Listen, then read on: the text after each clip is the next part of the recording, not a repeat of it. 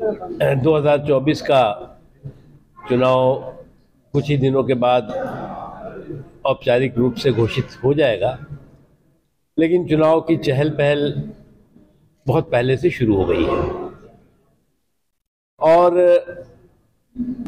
पूरे देश में इन 10 सालों में जो सबसे बड़ा सबक और संदेश गया है, जो नरेंद्र मोदी जी के काम की गिनती ने कई कुनबों का गणित बिगाड़ दिया है और ये साबित कर दिया है कि प्रजातंत्र परिवार तंत्र का पेटेंट नहीं है। प्रजातंत्र परिवार तंत्र की प्रॉपर्टी नहीं है।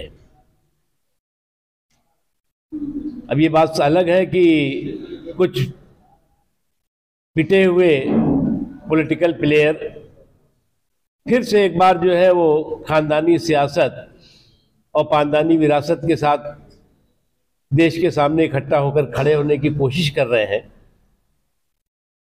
लेकिन उनको भी इस बात का अच्छी तरह एहसास है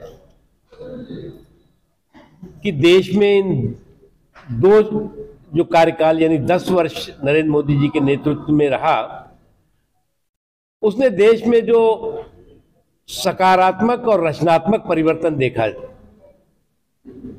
और साथ ही साथ जो भारत की धाक और धमक पूरी दुनिया में मजबूत हुई, वो जो है वो इस देश के आजादी के बाद के इतिहास का स्वर्णिम काल रहा है। देश अमृतकाल जरूर है, लेकिन इस अमृतकाल में लगातार जो विकास और विश्वास की अमृत वर्षा नरेंद्र मोदी जी के नेतृत्व में हुई है, वो आगे भी ये सफल सफर बढ़े और बढ़ेगा। इसके लिए भारतीय जनता पार्टी और एनडीए के जो सहयोगी हैं, साथी हैं, सब मिल करके फिर से एक बार मोदी सरकार के संकल्प के साथ आगे बढ़ रहे हैं। आपको अच्छी तरह से इस बात का भी एहसास होगा, ये जो समाजवादी टीपू और सामंती सुल्तान फिर से एक बार इकट्ठा हुए हैं और समाजवादी टीपू और सामंती सुल्तान आप समझ चुके होंगे कि कौन है।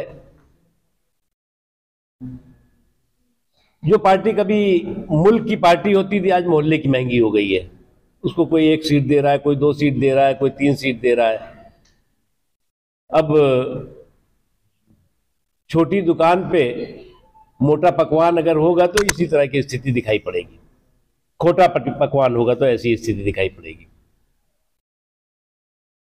काफी महत्वपूर्ण सीट है आपके लिए, भाजपा के लिहाज से। एक कैंडिडेट यहाँ के जदयू की है, क्या कुछ इस पर? देखो, ये 24 के चुनावी चौपाल पे ये जो चौधरियों की चौकड़ी है वो भी चारों खाने चित होगी और 24 के चुनावी चौपाल पे इन चौधरियों की चौकड़ी चारों खाने चित इसलिए होगी कि इन सभी लोगों में अविश्वास का माहौल है और इनको लगता है कि गुनाहों के गटर पे गठबंधन का शटर लगा करके उस गुनाहों की बदबू को रोक सकते हैं, तो वो तो जितना घूमेंगे उतने ही पूरे देश में आएगी और उतने ही लोग उसको जो है दूर करेंगे अपने पास से। 400 पार के संकल्प के साथ चुनाव के मैदान में है और एक तरफ जहां पर देश का जुनून और जज्बा फिर से मजबूत मोदी सरकार के लिए है, वहीं कुनबे और खानदानी जुगाड़ है गोदी सरकार का। और ऐसी गोदी सरकार जिसको वो अपने रिमोट का रिपोर्ट बना सके। हर